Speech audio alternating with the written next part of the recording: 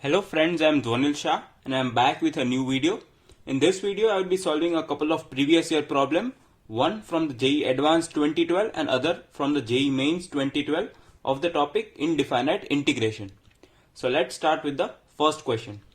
In this question, we are required to evaluate this expression, integrate this expression which is sec squared x upon sec x plus 10x to the power of 9 by 2 dx. So I would request you to please pause the video, try the question yourself and then jump to the solution. So let's start with the solution. So now first what we need to see is if we suppose the expression sec x plus 10x to be another variables, let's say p. Now if we differentiate this expression on both sides, what we would get is the differentiation of sec x is sec x 10x and that of 10x is sec squared x dx, sec squared x and the term dx, and on the right hand side it would be dp. So the sec x term would be common, so sec x times sec x plus 10x dx is equal to dp. So in the numerator we have the power of sec squared x. We got one sec x in this term. We need to find the value of the another term of sec x. So we know that sec squared x, sec x plus 10x, if multiplied with sec x minus 10x, sec x minus 10x, what we would get is sec squared x minus 10 squared x, and this value is equal to 1. So the value of its conjugate, which is sec x minus 10x, would be 1 upon sec x plus 10x, and sec x plus 10x we have supposed it as p, so its value would be 1 by p. So now if we add expressions 1 and 2, what we would get? So if we add these two terms, the 10x would get cancelled. Here it is plus 10x and here it is minus 10x. So if we add 1 and 2, what we get on the left hand side would be twice sec x, and on the right hand side what we would get is p plus 1 by p. So the value of sec x in terms of p would be half of p plus 1 by p. So we almost got the numerator. All we need is the term sec x plus 10x in the numerator. So let's multiply the numerator and denominator with the term sec x plus 10x. So the integral we transform to sec squared x times sec x plus 10x. So as we multiplied in the numerator, we also need to multiply in the denominator. Now in the denominator, we already have the power of sec x plus 10x as 9 by 2. Now we are adding a power plus 1. So the given power would be 9 by 2 plus 1, which would be 13 by 2. So in the denominator, what we would get is sec x plus 10x to the power of, 9 by 2 plus 1 by 2 would be 11 by 2. So the power would be 11 by 2 and the term dx.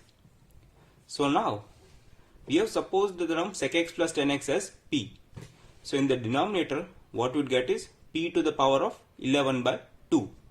And in the numerator, the 1 sec x would get into this term. So let me write it again. So sec x times sec x and sec x plus 10x dx. So this integral would transform to, now the value of this term, which is sec x times sec x plus 10x, would be dp. So we can substitute this as dp, and that of sec x would be half of p plus 1 by p, and the denominator as p raised to power 11 by 2 and dp. So we transformed the whole expression from the variable x to the variable p. So let us simplify this. So p upon p to the power 11 by 2 and plus 1 upon p times p to the power 11 by 2 dp.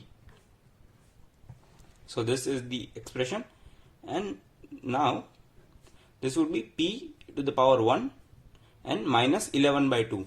So 1 minus 11 by 2 would be 1 minus 11 by 2 would be minus 9 by 2. So the first term would be p to the power minus 9 by 2 plus the second term would be 1 upon p1 plus 11 by 2. So 1 plus 11 by 2 would be 13 by 2.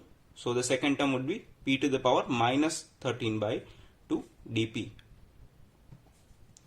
Now if we have the term integration of x to the power n dx, what we get is x to the power n plus 1 divided by n plus 1 and the constant of integration c. So similarly here the variable is p and the value of n for the first case is minus 9 by 2 and for the second case it is minus 13 by 2. So let's substitute the value of n here. So what we get is half of, for the first term, so x raised to n plus 1 where n is minus 9 by 2. So minus 9 by 2 plus 1 would be minus 7 by 2, and similarly in the denominator it would be minus 7 by 2, and for the second term the value of n is minus 13 by 2. So what we get is p to the power of minus 13 by 2 plus 1 would be minus 11 by 2, and in the denominator as well minus 11 by 2 and the constant c of integration. So now this 2 would be in the numerator and it would get cancelled with this 2. So what we are left with is minus 1 by 7 p to the power minus 7 by 2 and plus 1 by 11 p to the power minus 11 by 2 plus c. So what we get is, now what we could do is take p to the power minus this would be 1 upon p to the power 7 by 2 and the second term is 1 upon p to the power 11 by 2. So what we could do is take p to the power 11 by 2 common from this term, from both the terms. So what we would get is minus 1 upon p to the power 11 by 2 and the remaining term is 1 by 7, and this would be p to the power 7 by 2 minus 11 by 2, and the second term would be just 1 by 11 and the constant of integration c. So this would be minus 1 upon p to the power of 11 by 2, and this term would be 7 by 2 minus 11 by 2, which would be minus 4 by 2, which would be minus 2. So in the denominator we have p to the power minus 2. So in the numerator it would come out to be p to the power 2 divided by 7 plus 1 by 11 and the constant of integration c. So now as the initial question was in the variable of x, so the final answer should also be in the variable x. So but this answer is in the value of variable p. So all we need to do is back substitute the value of p. So value of p we had supposed to be sec x plus 10x. So all you need to do is substitute the value of p to be sec x plus 10x, and that would be the final answer for this problem. So let's start with the second problem.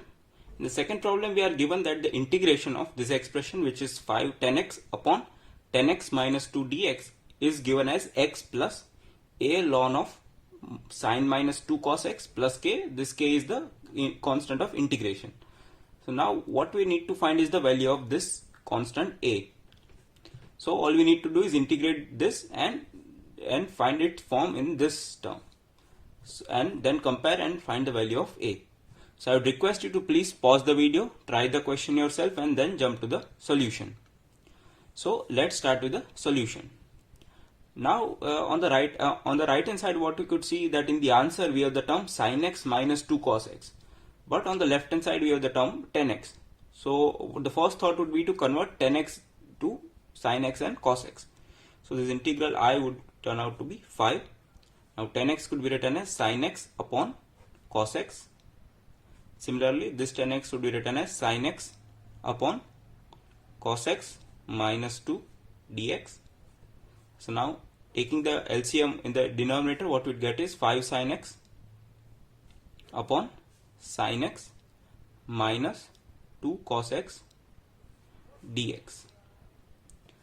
So now we got this term, the sin x minus 2 cos x, in the denominator. So we are in the right direction. So now you could see that the first term is x. So when is the answer of an integral turn out to be x? When the term is a constant and the constant should be 1. So we need to create this term in the numerator, this term. Then only what we would get is the constant 1. So sin x minus 2 cos x should be there in the numerator. Now the second term of integration is a constant times the natural logarithm of sin x minus 2 cos x.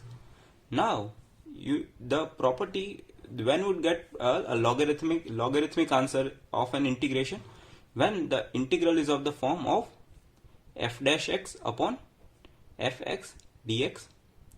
So in this problem, if we suppose f of x to be t, a variable t, then if we differentiate, so f dash x dx would be dt. So this integral would change to f dash x dx would be dt, and the fx is substituted as t. So the answer would be of the form ln mod t plus the constant c. So in this case, the form is similar to that given in the answer.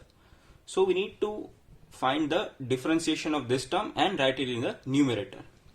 So the differentiation of sin x minus 2 cos x is, so if the term is sin x minus 2 cos x,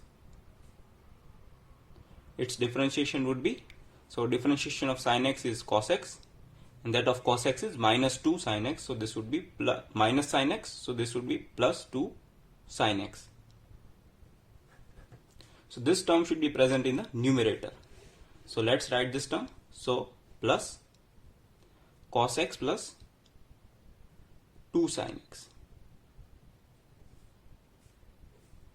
and this term sin x minus 2 cos x in the denominator, and this dx. But we already have 5 sin x in the numerator. So if we simplify the numerator, what we would get is 5 sin x. So let's check. So this is sin x plus 2 sin x, which is 3 sin x. But we are also getting a term minus cos x. But already initially we did not have a term of cos x.